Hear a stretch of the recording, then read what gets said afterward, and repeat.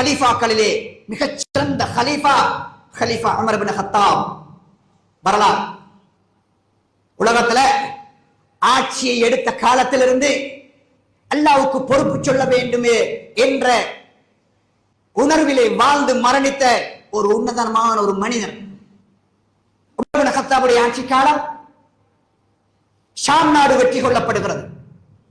ஷாம் நாடு என்பது இப்போது சிரியா, ஜோர்டான், லெபனான் போன்ற நாடுகளை கொண்ட ஏரியா தான் அந்த காலத்துல உமர் இப்னு கத்தாபுடைய ஆட்சி காலத்துல ஷாம் நாடு.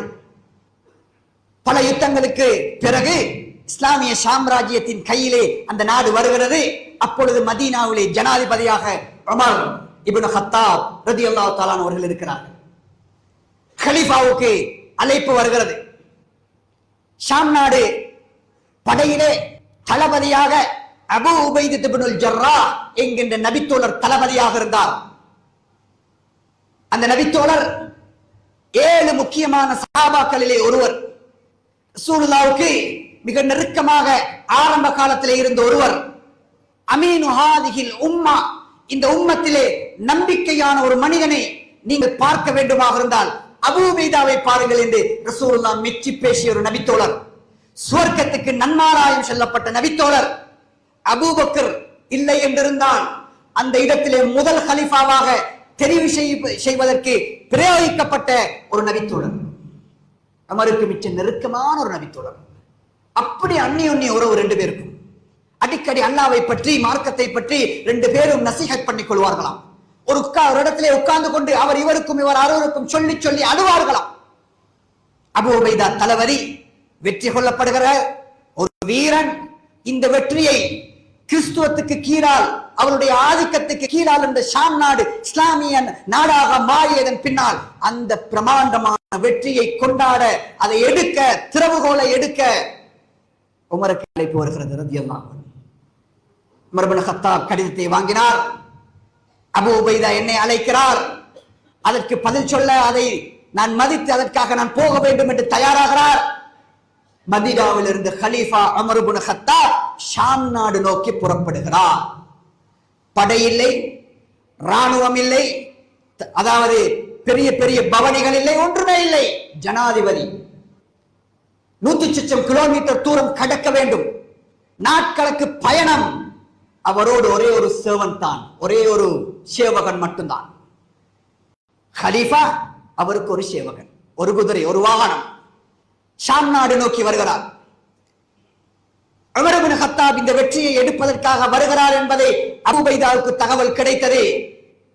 ஜனாதிபதியை வரவேற்பதற்காக அபூ உபைதா இப்னுல் ஜர்ராஹ் ரலியல்லாஹு தஆலா அவர்கள் அந்த குதுஸ் பலஸ்தீனிலே படை தயார்படுத்தினார்கள். பவனி.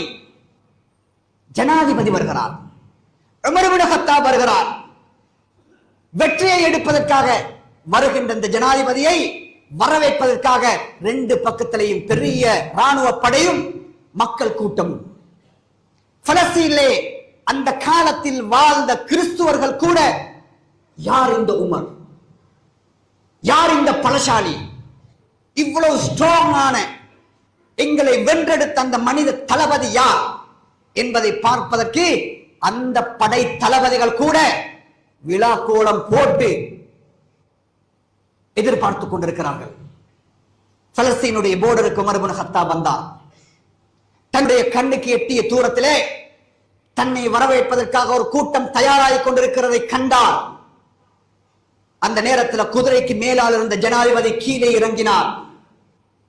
இறங்கி தன்னுடைய சேவகன்ட்ட சொன்னார், குதிரையிலே ஏறு என்று சொன்னார்கள். அவர் ஏற மறுத்து விட்டார். ஜனாதிபதி வரவேற்க நிற்கிறார்கள். நான் எப்படி குதிரைக்கு மேலால் ஏற முடியும்?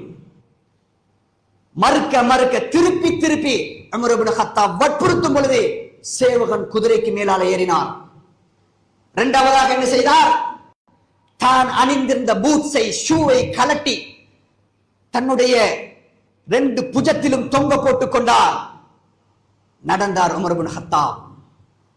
வருகின்ற பொழுது அபூ உபைதா ரலியல்லாஹு தஆலா அவர்கள் ஓடோடி வந்தார்கள். ஜனாதிபதியை வரவேற்று கூட்டிக் கொண்டு வருகின்ற பொழுது இப்படி ஒரு கோலம். குதிரைக்கு மேலால் சேவகன், வெறும் காலோடு உமர் நடக்குகிறார். அணிந்திருந்த ஷூ களத்துக்கு மேலால் இருக்கிறது. யா அமீரல் முஃமினீன், அமீருல் முஃமினீனே, இது என்ன காரியம், என்ன கோலம் இது? உங்களை எதிர்பார்த்து இந்த சாம்ராஜ்யம், படை வீரர்கள், ராணுவர்கள், சக்கரவர்த்திகள், மன்னர்கள், முத்துல தங்கத்துல செல்வத்துல கொளிச்சவர்கள், யார் இந்த உமர் என்று பார்த்துக் கொண்டிருக்கக்கூடிய இந்த நிலையில் நீங்கள் வருகின்ற கோலம் என்ன என்று கேட்டார்கள். உமர் இப்னு கத்தாப் ஒன்றும் பேசவில்லை, நகர்ந்தார்.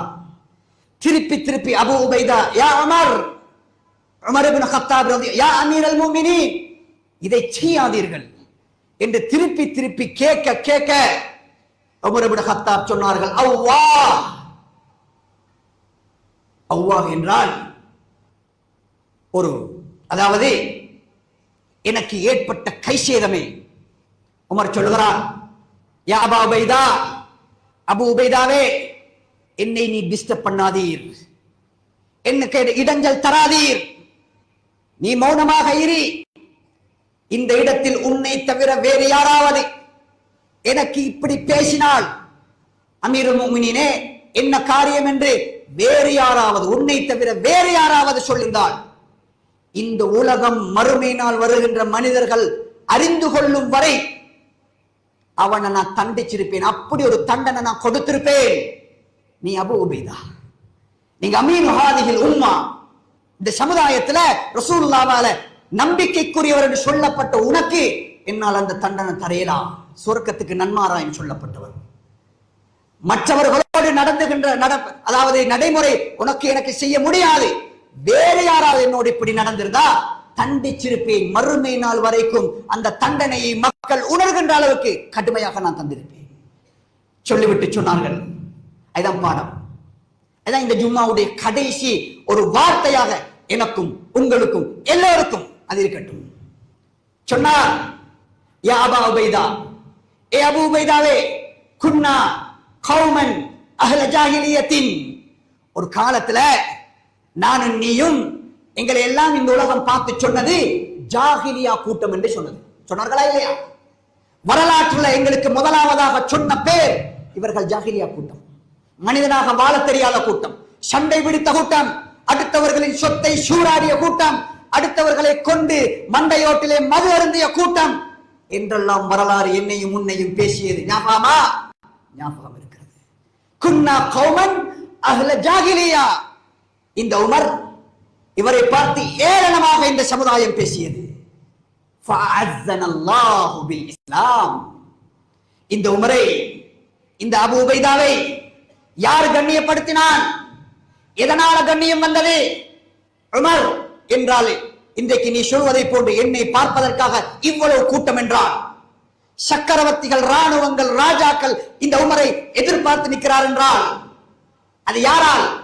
உமராலா? உமருடைய வீரத்தாலா? உமருடைய செல்வத்தாலா? உமருடைய பரம்பரையாலா? இல்லை. இந்த இஸ்லாம் என்ற மார்க்கத்தை தவிர வேறொன்றுமே இல்லை.